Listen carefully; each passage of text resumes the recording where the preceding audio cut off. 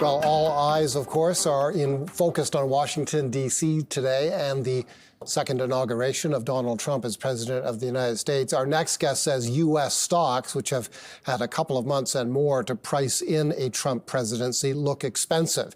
Instead, he's finding opportunity in European stocks. Brad Conger is Chief Investment Officer at Hirtle Callaghan Co. He joins us now from Pennsylvania. Brad, thanks a lot for joining us. Why don't we begin with U.S. stocks? We all know that they're trading at an elevated multiple. The S&P 500 is trading at an elevated multiple. The big debate, the big point of discussion seems to be, can earnings growth in 2025 be sufficient to justify those multiples? You seemed, I'm inferring you're skeptical on that question. Yeah, the estimates now forecast cumulatively 30% profit growth over the next 2 years, 25 and 26. That would be something like 2 times the post-war average and well in excess of nominal GDP. So I think it's a stretch. I'm not saying it's impossible, but it seems very demanding. What do you see in Europe? You say that you see better valuations in Europe.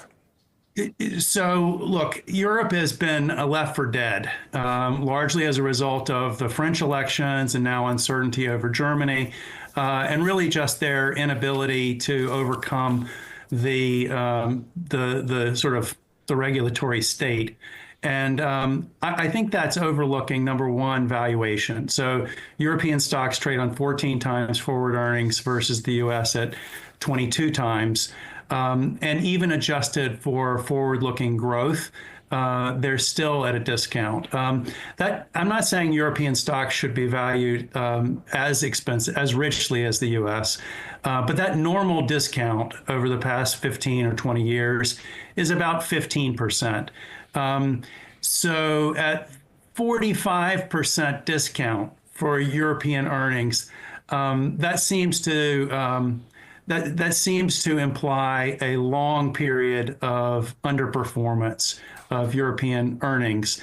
And the truth is, the companies are actually much better than than Brussels. You have great world-class companies in luxury goods, in heavy machinery, equipment, German automotive, best in the world, that are basically trading at the lowest levels we've seen in 25 years. The German automotive is an interesting sector. It's got its hands full these days with what you might refer to as China automotive. Why don't we spend some time on that sector?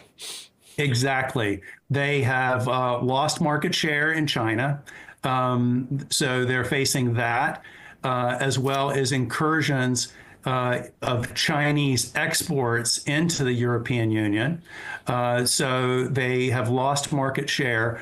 But ultimately, they are some of the best, Mercedes, BMW, Porsche, some of the best brands that have ever been created. And they're not going to take the conversion to electric or market share losses lying down. And I think that, at the earnings multiples where they're trading on is just unfairly viewing their prospects. I did not hear you mention Volkswagen. Do you do you take a different view of Volkswagen? Volkswagen is just a ward of the state. It's a government-controlled company and will always make decisions on behalf of the union and employment rather than shareholders. So no, we're not excited about Volkswagen. I think a lot of retail investors, despite all the information that is accessible now to everybody, feel less comfortable in picking stocks in Europe than they do in the United States or for Canadians here in Canada. What do you look for in a European stock? What kind of boxes does it have to tick for you? World class. It can't be solely dependent on the European market. Take the pharmaceuticals like Sanofi, Roche, Glaxo, Novo Nordisk. Those are world-class companies. that have excellent managements and a history of margin improvement as well as top line growth. Now that's been hard to come by, except for a very elite few. But there are plenty of companies there like Airbus and Safran and Schneider in France, as well. I mentioned the luxury goods, but those are, LVMH and Hermes are world-class companies. And I think to throw them all under the bus because of sort of turmoil in the French political system is really short-sighted. Okay, you're also overweight Chinese equities. That's interesting. The big worry there that North American investors have is are efforts by the Chinese authorities at stimulating the Chinese economy going to be effective or not? Yeah.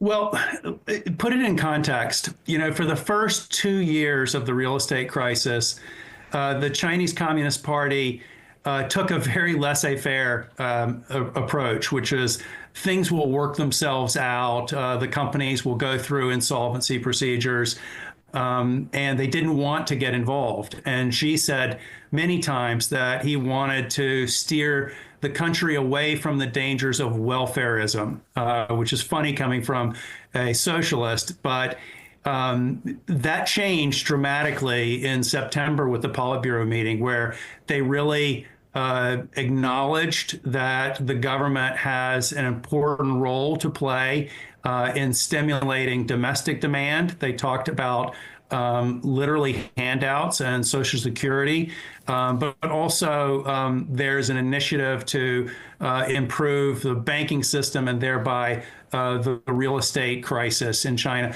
So I think, look, things will be the progress won't be linear. It will be halting. They will try things that won't work. The market will sell off. But in the long scope of following China, they finally grasped the nettle, which is they have to do things and not let things solve themselves. And so I am very constructive that the Chinese government have lots of levers to pull, and they will fix things over time. And that's a powerful backstop. In other words, as an equity investor in a market that's trading on 10.5 times, I know China doesn't deserve, a U.S. or Western multiple, but it's trading cheap. And you finally got, I guess, one of the most powerful institutions in the world recognizing the need for action. Okay, we're almost out of time, but why don't we circle back to U.S. stocks? We began with your view that U.S. stocks are fully or perhaps overvalued, but you continue, of course, to hold some U.S. stocks on behalf of clients. You're positioned in a defensive growth way in U.S. stocks, and a couple of those stocks that fit the bill for you are the two big payment processors, Visa and MasterCard. Sure. And what they're